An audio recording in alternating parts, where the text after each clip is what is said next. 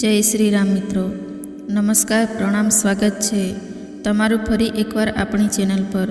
મિત્ર, ચેનલ પર નવા હોવ તો સબસ્ક્રાઈબ કરી લેજો અને વિડીયો પસંદ આવે તો લાઈક શેર કરી દેજો. તો શરૂ કરીએ આજની કહાની. ડિસેમ્બર મહિનો કેલેન્ડરના પાનાઓમાંથી નીકળીને પોરબંદરની ધરતી પર એની શીતળતાપૂર્વક પગલીઓ પાડી ચૂક્યો હતો. ગર્જના કરતા દરિયાના ગુગવતા જળને સ્પર્શીને આવતી ખારી હવા પોરબંદરવાસીઓના ફેફસામાં મસ્તસ્ય ગંદા બનીને ફેલાઈ રહી હતી. સમી સાંજનો સૂરજ પશ્ચિમ દિશામાં અદૃશ્ય થવાની તૈયારીમાં હતો. ત્યારે એક 16 વર્ષનો છોકરો થાકી પાકીને એના ઘરની તરફ ડગલા ભરી રહ્યો હતો. 16 વર્ષની ઉંમર જાણીને કોઈ પણ મનમાં એવું થાય કે એ કિશોર શાળામાંથી ભણીને થાકેલો કંટાળેલો દફતર ઉંચકીને ઘર તરફ જતો હશે. પણ એવું નહોતું. આ છોકરો તો સવારના 9 વાગ્યાથી ઊભા બજારમાં આવેલી એક દુકાનમાં ઊભા પગે નોકરી કરીને હમણાં જ છૂટ્યો હતો. કિશોરનું નામ રોહન, પિતાનું નામ ઘનશ્યામ, અટક મેઘાણી દત્તક સામાન્ય આર્થિક સ્થિતિ ધરાવતા પરિવારનો એક શાંત ડાહ્યો, સંસ્કારી અને સેવાભાવ ધરાવતો ફરજંદ. રોહનને નાનપણથી જ શાળાના ભણતરમાં ખાસ રસ ન હતો.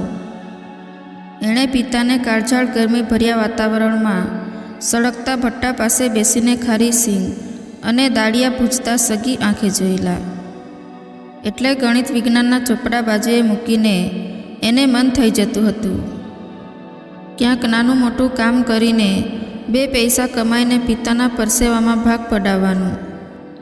ભઠ્ઠીના આકરા તાપમાં ઠંડા પવનની એકાદ લેરખી ફરકાવવાની તમન્ના આ 16 વર્ષના કિશોર શાળાને બદલે માધુરી નોવેલ્ટી સ્ટોરની નોકરી તરફ ખેંચી ગઈ હતી. નોવેલ્ટી સ્ટોરના શેઠે નોકરી આપતી વખતે જ પૂછી લીધું હતું, કામ કેટલું કરીશ અને પગાર કેટલો લઈશ? પગારમાં 1 પૈસો પણ નહીં અને કામ તમે કહેશો એટલું. રોહનની આંખોમાં જગતમાં જવલે જ જોવા મળે તેવી અનેરી ચમક હતી.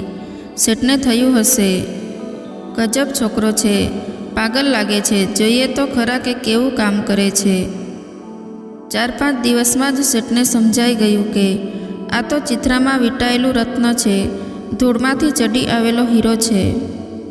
રોહનની ઈમાનદારી, ખડે પગે કલાકો સુધી કામ કરવાની ધગશ, ગ્રાહકો જેમાં મોટા ભાગની બહેનો જ હોય તેમની સાથે નજર ઝુકાવીને આદરપૂર્વક વાત કરવાની તમીજ, આ બધું શેઠને માફક આવી ગયું.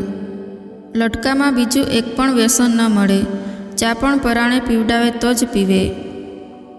એના ભરોસે દુકાન સોંપીને શેઠ જમવા માટે ઘરે આંટો મારી આવે તો પણ ગલ્લામાંથી 1 પાઈ પણ આડી આવડી ન થાય. મહિનો પૂરો થયો. શેઠે રોહનને બોલાવીને કહ્યું, લે આ તારો પગાર, પૂરા 175 રૂપિયા છે, ગણી લે. રોહન સંચોક પામી ગયો, પણ મેં તો પગારમાં કંઈ ન લેવાની વાત કરી હતી. મારે તો કામ શીખવું હતું. રાખી લે છોકરા, લક્ષ્મી આવતી હોય તો લઈ લેવાય. ના, ન પડાય. અને આ તારા કામનો પગાર છે. જો તારી ઈમાનદારીનું મૂલ્ય આંકવા બેસું તો કુબેરનો ખજાનો પણ ટૂંકો પડે. બેટા રાખી લે, આ રકમ તારા ઘરમાં કામ આવશે. રોહને રૂપિયા રાખી લીધા. તનથી થાકેલો પણ મનથી ઉત્સાહિત એવો આ 16 વર્ષનો કિશોર ખિસ્સામાં આવડી મોટી તગડી રકમ લઈને ઘર ભણી જતો હતો. ત્યાં એના કાન ચમક્યા. રસ્તામાં આવતી એક દવાની દુકાન આગળ એક ગ્રાહક અને દુકાનના માલિકની વચ્ચે ચાલતી રકઝક સાંભળીને એ થંભી ગયો. એક મોટી ઉંમરનો ભરવાડ ભાભો મેડિકલ સ્ટોરના માલિકને એની તળપદી વાણીમાં વિનવી રહ્યો હતો, પણ આટલા બધા રૂપિયા મારે ક્યાં ઝાડ માથેથી લાવવા? હું તો ગરીબ ભરવાડ છું, મારી પાસે 20 રૂપિયા જ છે. તો પછી હું દવા ન આપું? દુકાનદારે રોકડું પરખાવ્યું. કેમ ન આપો? તમે તો માણસ છો કે? મારો એકનો એક જવાન દીકરો મરવા પડ્યો છે. ડૉક્ટરે આ દવાની ચિઠ્ઠી લખી આપી. હું લેવા આવ્યો છું ને તમે ના પાડો, એ કેમ હાલે? રોહન રવી ગયો. એનાથી રહેવાયું નહીં. એણે નજીક જઈને દુકાનદારને પૂછ્યું, ભાઈ શું વાત છે? દુકાનદાર રોહનને ઓળખી ગયો. તું તો બાબુભાઈ સિંગવાળાનો દીકરો છે ને? જા ભાઈ જા, આમાં તારું કામ નથી. પણ મને કહો તો ખરા કે વાત ક્યાં અટકી છે? રોહન જીદ પર આવી ગયો. આ બાબો એના દીકરા માટે દવાઓ ખરીદવા આવ્યો છે. દવાનું બિલ થાય છે 130 રૂપિયા જેટલું. ડોસા પાસે માત્ર 20 રૂપિયા છે. હું કેવી રીતે માલ આપું એને? દુકાનદારનો જવાબ સાંભળીને રોહન આઘાત પામી ગયો. જે ચીજ આ ગરીબ ડોસાના દીકરા માટે જીવન રક્ષક દવા હતી, તે જ ચીજ આ વેપારીને મન કમાણી માટેનો માલ હતી. વાહરે કુદરત, આ દુનિયા સાવ આવી જ છે. જે છે એને બદલાવી ન શકાય. કોણ બદલી શકે? કેવી રીતે બદલી શકે? 16 વર્ષની કુમળી વયે દિમાગમાં બીજું તો શું ઉગે? કાચી કાચી સમજણ ઉગી અને સાવ પાકી કરુણા જન્મી. ફટ દેતાને છોકરાનો હાથ ખિસ્સામાં ગયો. ઝટ દઈને બહાર આવ્યો. પૂરો પગાર દુકાનદારના હાથમાં મૂકી દીધો. શેઠ, આ પૂરા 175 છે. આ દાદાની પાસે 20 રૂપિયા છે. બાકીના ખૂટતા રૂપિયા આમાંથી લઈ લો અને એમને દવા આપી દો. દુકાનદારની આંખો પહોળી થઈ ગઈ. એ આ છોકરાના પિતાની આર્થિક હાલત જાણતો હતો, પણ એને મન સાથે નિસ્બત હતી, ટપ સાથે નહીં. એણે પગારમાંથી 110 રૂપિયા ગણીને બાકીની રકમ રોહનને પાછી આપી દીધી. રોહન એ જ મૂળ મિજાજ સાથે ઘરની દિશામાં ચાલવા માંડ્યો. ત્યાં જ પાછળથી અવાજ સંભળાયો. પેલો ડોસો એને કહી રહ્યો હતો, એ છોકરા, એ મારા બાપલા, મારા દીકરાનો જીવ બચાવનાર ભગવાન, ઘડીવાર ઊભો તો રે. ભાઈ રોહન ઊભો રહ્યો. હજુ વધારે રૂપિયાની જરૂર છે તો આપું? એણે ખરેખર ખિસ્સામાં હાથ નાખ્યો. બાબા રડી પડ્યા. દીકરા, તું એવડો બધો પૈસાદાર છો, મને તારો બંગલો તો બતાવો. મારે તારા મા બાપને જોવા છે. રોહન હસ્યો. ડોસાને પોતાના ઘરે લઈ ગયો. ડોસો ઘર જોઈને આભો બની ગયો. 2 નાની ઓરડીઓ હતી. 9 જણાનો પરિવાર હતો. ધનથી ગરીબ પણ મનથી તવગર. આ છોકરાના ઉદારતા અને માનવતા જોઈને એ ગરીબ ભરવાડની આંખો છલકાઈ ઉઠી. એના મોઢામાંથી આશીર્વાદના શબ્દો સરી પડ્યા. દીકરા, ભગવાન તારું ભલું કરશે. તે આજે મારા દીકરાનો જીવ બચાવ્યો છે. ભગવાન કામનો બદલો વાળી આપશે. સાચા અંતકણમાંથી નીકળેલા આશીર્વાદ શું ઈશ્વર શું આવીને બેસી જતો હશે. ભગવાનની મહેરબાની વરસી જતી હશે. દુઃખી માનવીના દિલમાંથી નીકળેલા દુઆ ભવિષ્યવાણી બની જતી હશે. ગમે તે કહો, પણ રોહન નામના પોરબંદરના એક કિશોરની જિંદગી એ દિવસથી કરવટ બદલવા માંડી. આ ઘટના 1985ના નવેમ્બર મહિનામાં ઘટી હતી.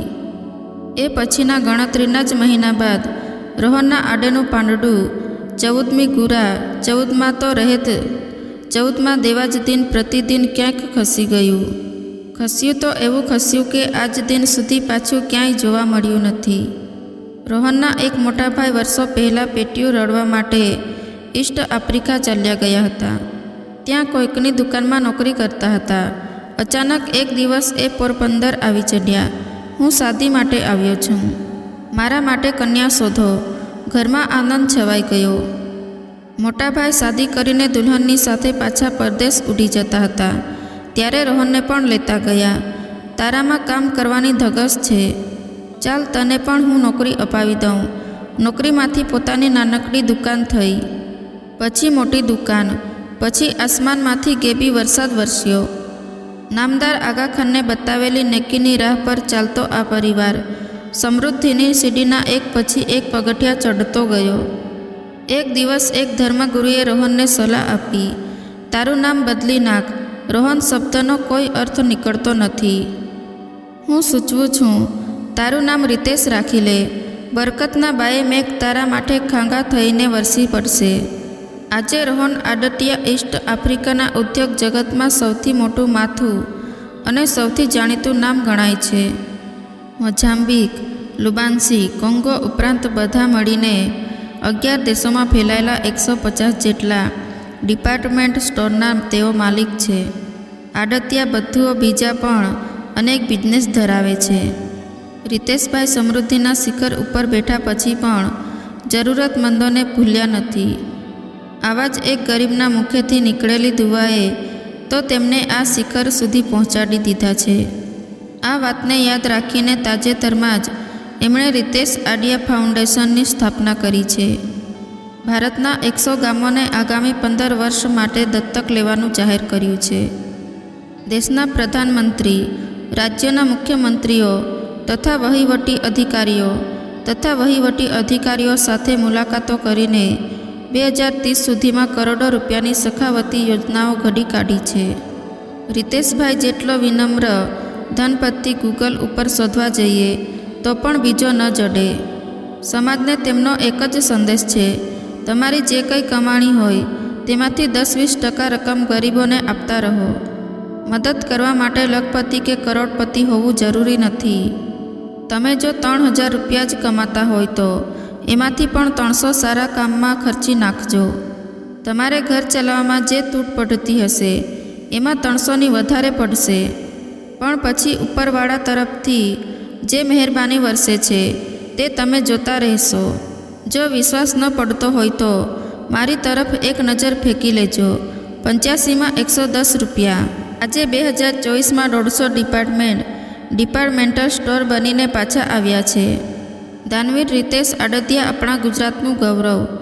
અમારી આ સ્ટોરી તમને પસંદ આવી હોય તો લાઈક અને શેર કરજો, અને અમારી ચેનલમાં નવા હોવ તો અમારી ચેનલને સબસ્ક્રાઈબ કરીને અમને પ્રોત્સાહિત કરજો. જય શ્રી રામ.